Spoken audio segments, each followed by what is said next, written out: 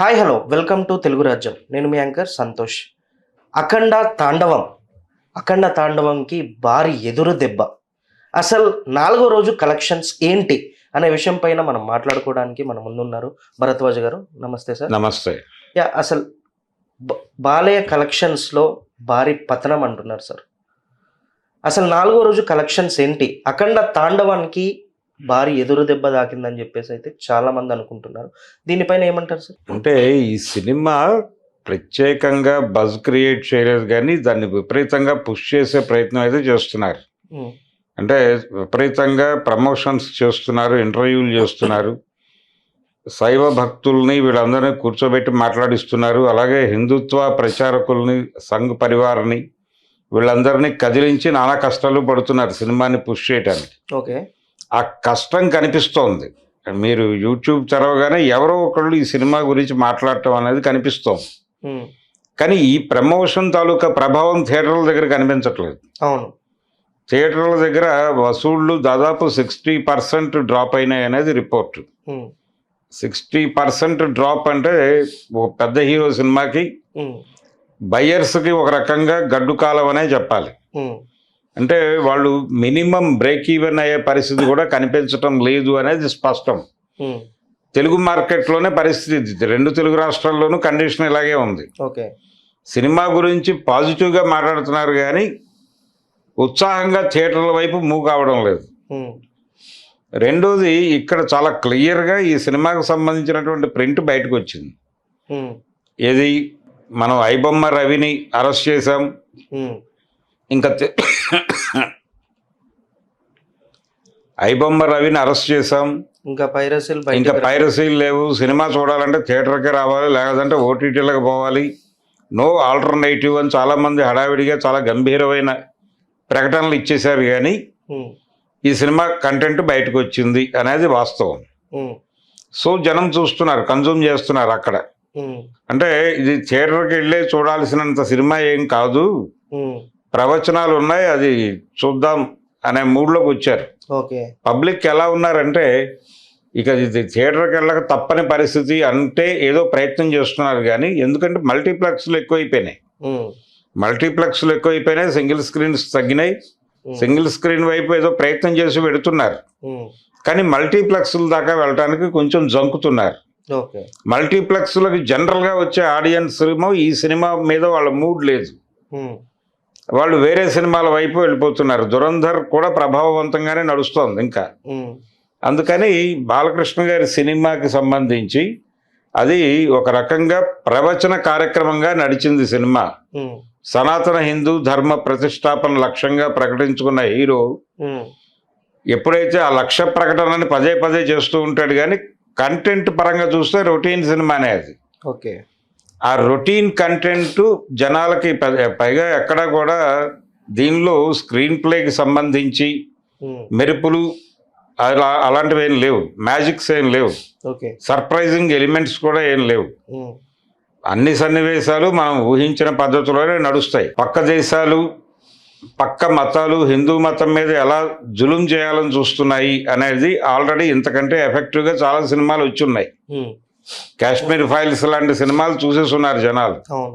ఇప్పుడు ఇలాంటి కంటెంట్ని కన్జ్యూమ్ చేయడానికి, పైగా ఈ ధార్మిక బోధనల్ని భుజాన వేసుకోవడానికి జనాలు సిద్ధంగా లేరు అనేది అర్థమైంది. కానీ బయటికి పాజిటివ్గా మాట్లాడుతున్నారు, కానీ థియేటర్ వైపు మూవ్ కావట్లేదు జనాలు. అదే సార్, నేను విన్నది ఏంటిది అంటే ఆడియన్స్ దగ్గర, ఫ్యాన్స్ దగ్గర కూడా కొంతమంది బాగుంది అంటున్నారు, కొంతమంది బాగాలేదంటున్నారు సినిమాని. అండ్ ఇంకోటి ఏంటిదంటే సినిమాలో విలన్స్ కూడా కరెక్ట్ విలన్స్ పడలేదు బాలయ్య బాబుకి. క్యారెక్టర్స్ ఉండాలి అక్కడ, క్యారెక్టర్స్ అంటే బాలకృష్ణతో కాన్ఫ్లిక్ట్ ఉండదు వాళ్ళకి. వాళ్ళ కాన్ఫ్లిక్ట్ ధర్మంతోనూ స్టేట్తోనూ ఉంటుంది. ప్రధానమంత్రితో ఘర్షణ పడేటువంటి ఒక ప్రతిపక్ష నాయకుడు, ఆయన్ని రాహుల్ గాంధీ అనుకుంటే ఆయన ఏం చేయడానికన్నా సిద్ధపడిపోతాడు పదవి కోసం. ఆయన తాపత్రయాన్ని వాడుకుని దేశాన్ని నాశనం చేయాలనుకునేటువంటి పొరుగు దేశాలు, ఆ పొరుగు దేశాల కుట్రల్ని, ఇక్కడ ధర్మభ్రష్టతో ఉన్నటువంటి రాజకీయ నాయకులని తాట తీయటానికి సడన్గా బాలకృష్ణ గారు ఎంట్రీ ఇస్తారు. ఉమ్, అక్కడ ఒక చిన్న లింక్ వెళ్ళారు. ఉమ్, ఆ లింకు తప్ప అందులో పెద్దగా సర్ప్రైజింగ్ ఎలిమెంట్స్ ఏమీ లేవు. ఉమ్, సినిమా చాలా సాఫీగా మామూలుగా వెళ్ళిపోతుంది, ఉమ్, ఒక స్ట్రైట్ నేరేటివ్లో వెళ్ళిపోతుంది. ఉమ్, తను చెప్పే అంశాలే థ్రిల్లింగ్ ఎలిమెంట్స్ అనుకున్నాడు ఆయన డైరెక్టర్ గారు. ఈ ఉపన్యాసాలే థ్రిల్ కలిగిస్తే జనాలకి వచ్చేస్తారు సినిమా థియేటర్కి అనుకున్నారు. కానీ అలా జరగకపోవడానికి కారణం ఏంటంటే ప్రజలు హిందుత్వం నుంచి కొంత డిటాచ్ అవుతున్నారు. ఉమ్, ఈ డిటాచ్మెంట్ వలన జనాలు బయటికి మాట్లాడట్లేదు, కానీ వాళ్ళ అంతరాంతరాల్లో కొంచెం ఈ కంటెంట్ పట్ల చిరాకు ఉంది. ఉమ్, ఈ ప్రవచనాలు మనకెందుకు, సినిమా అనేది వినోదం కోసం. వీళ్ళు కొత్తగా చెప్తోంది ఏముంది? ఉమ్, పాకిస్తాన్, చైనా మనకు శత్రు దేశాలు, అవి మన దేశాన్ని కబళించడానికి రకరకాల ప్రయత్నాలు చేస్తున్నాయి. ఉమ్, చివరికి దేశపు నదీ జలాలను కలుషితం చేయాలని ట్రై చేస్తున్నారు. ఉమ్, తద్వారా వివిధ జబ్బులు ఈ దేశంలో ప్రబలాలను కోరుకుంటున్నారు.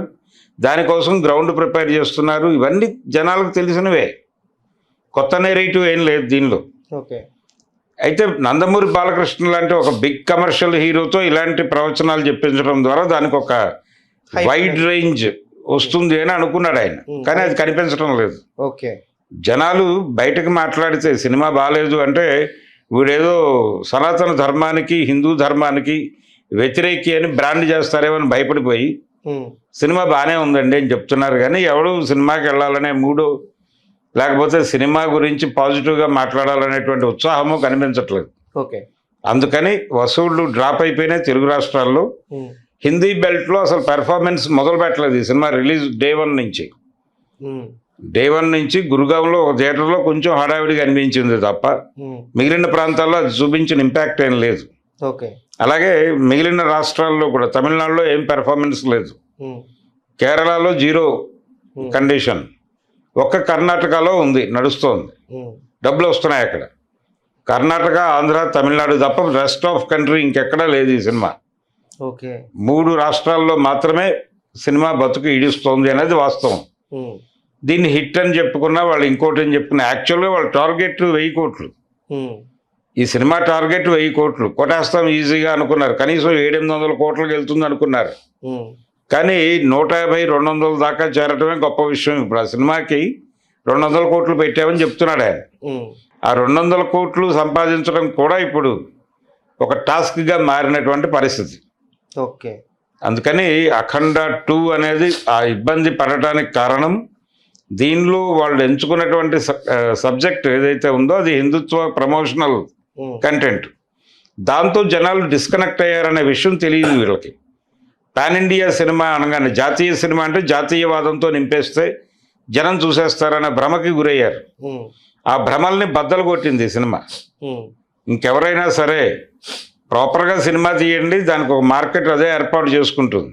ఉమ్, నిజాయితీగా సినిమా తీయండి, దాని మార్కెట్ అదే తెచ్చుకుంటుంది. ఉమ్, అంతే తప్ప మీరు మార్కెట్ కోసం విచిత్రమైన కథలు అల్లితే జనాలు నాశనం అయిపోతారు.